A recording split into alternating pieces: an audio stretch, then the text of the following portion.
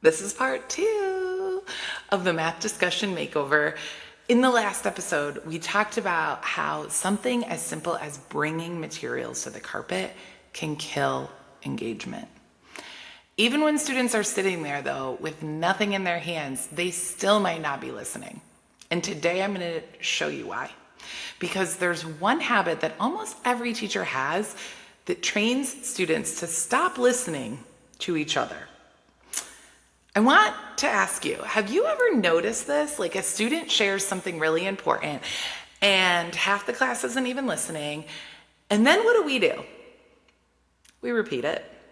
The student says, I see that they did 84 plus 26, but they didn't just add the 26, they decomposed it. And we respond, yes, they did add the 24 plus the 26, and they did decompose the 26 into 20 and 6. It feels helpful, right? It feels like we're reinforcing what the kid said. But what we're actually doing is training our students that they don't need to listen to each other. And here's what I want you to really hear. Every time you repeat a student, you train the class not to listen to each other. Because why would they listen? If they know the teacher is going to say it anyway again, why would they listen to their peers? And just like that, just like what we talked about in the last episode, and just like that, we're killing engagement during the most important part of the lesson. But this time, it's not materials, it's us. But let me show you what this looks like in real life. Before a student shares, right? You repeat it. And half the class listens and half the class tunes out. And over time, they think, I don't need to listen. The teacher's going to say it again. Now, after this shift of you stopping this repeating, here's what's going to happen. A student is going to share. And instead of repeating, you say, wait, what did she say? Who can repeat that? That was brilliant. Wait, I know. Turn and talk. Tell your partner what he just explained. And now suddenly the room changes. Heads come up. They're no longer playing with their shoes. Students are leaning in because now they're responsible for the thinking and the talking. Just because the teacher said it doesn't mean that the students heard it. And I get it. When a student says something brilliant, you want to highlight it. I do too. You want to make sure everybody hears it, right? But that moment that you say it again, you are taking away from the room. You're taking away the thinking that students could be doing, and you're putting it back on yourself. And I know you don't want to do that. This is the shift from being the center of the conversation to be the facilitator of the thinking. That's the role you are going for.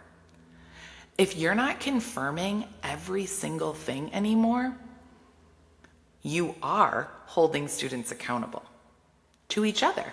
And that's the beginning moves of creating a classroom of problem solvers. So here's the move. It's important, but it's so simple.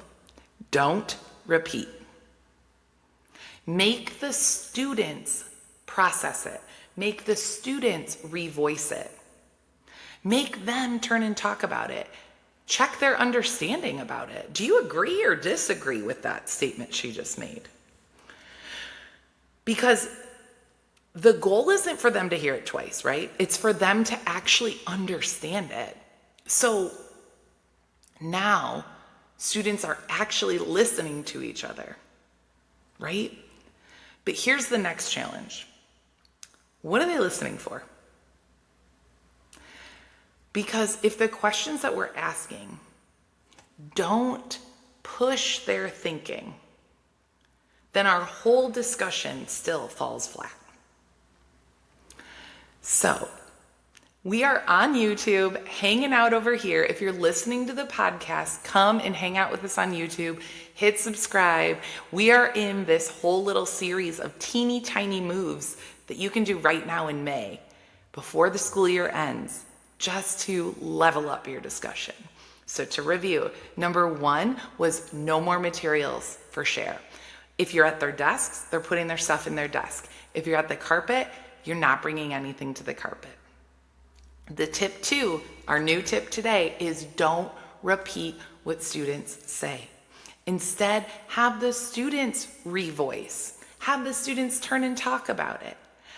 Ask the students if they agree or disagree and check their understanding with thumbs or a 1, 2, 3, 4.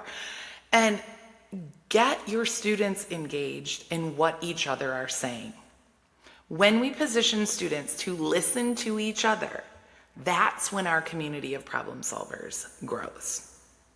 Now, next week, on Monday, in the 3rd episode of this Math Discussion Makeover, I'm going to show you how to ask questions that can either unlock student thinking or completely shut it down.